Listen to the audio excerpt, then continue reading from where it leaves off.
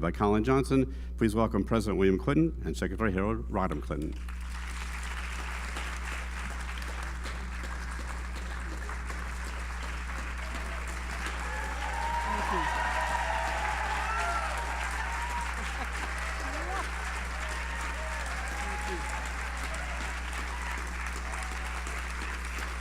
Thank you very much.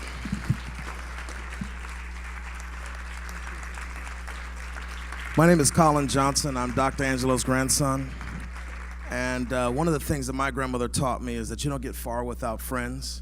With that being said, I'd like to say thank you to Kevin Young and Neil Shapiro for their support of getting us here today. And I'd like to thank the Clintons here. Secretary Hillary Clinton and President Bill Clinton have been friends for us for years and supportive of my grandmother all the way from Arkansas to the White House. And with that, I'd like to present them this plaque. This is On the Pulse of Morning. This poem was flown on the space shuttle Orion through the NASA program in 2015. So it's flown to space and back. So where do you get the person that has everything? Something that they can't buy. I'd like to present this on the behalf of Cagebird Legacy, myself, Colin Johnson, my family, the Angelou Johnson family, and my grandmother.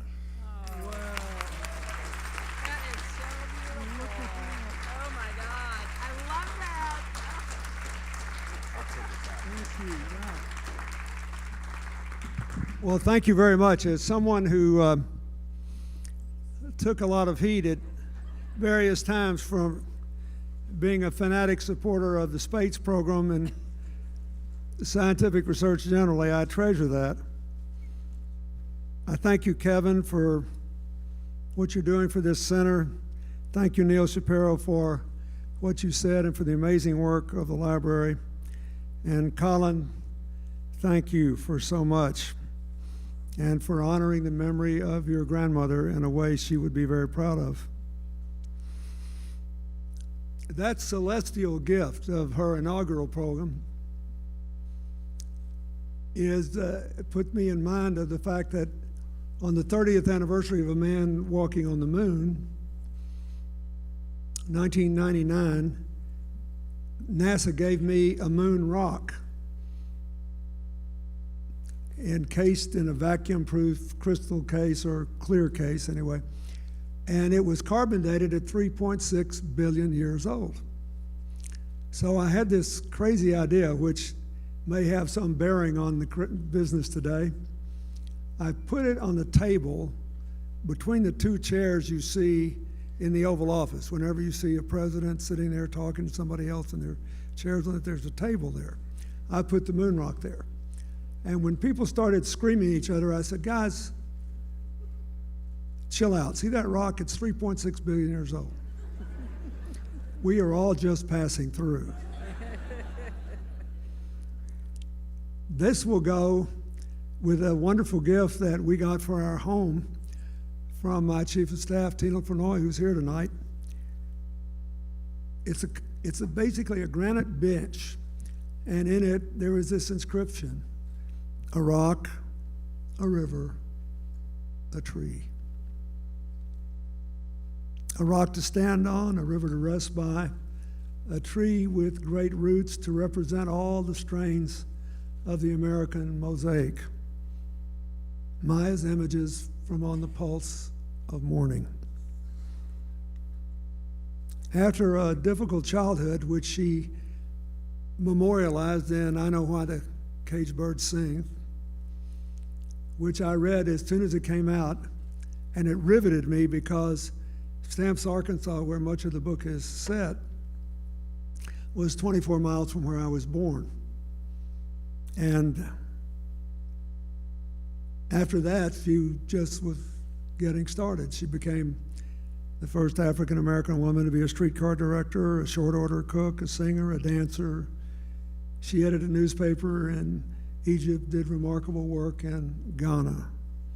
Came home and worked with Malcolm X and Martin Luther King. And I said at her memorial service, you know, after 40 years, Maya Angelou lived enough lives for 5 people.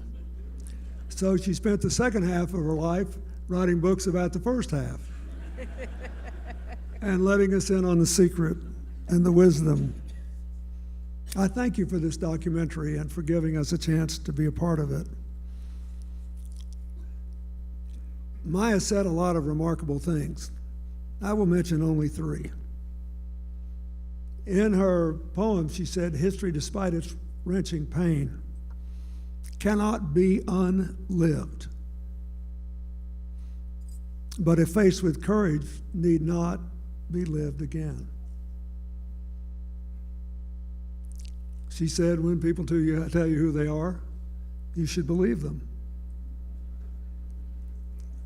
She said, when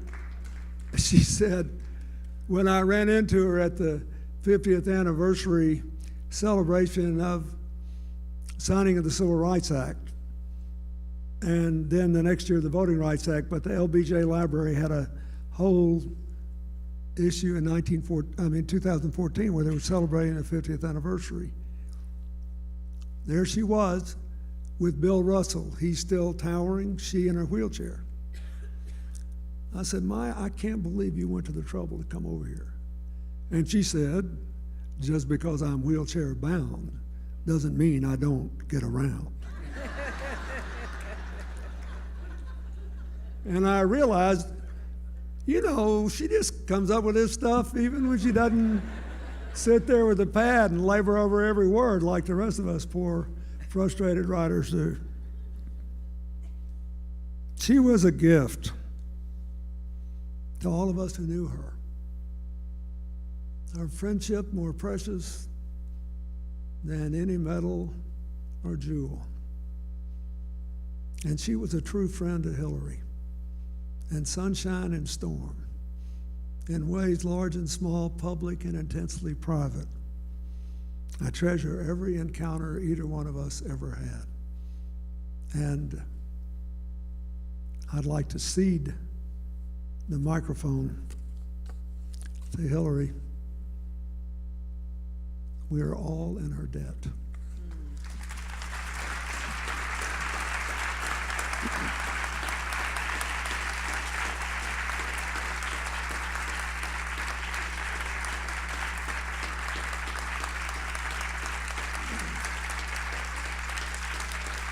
You know,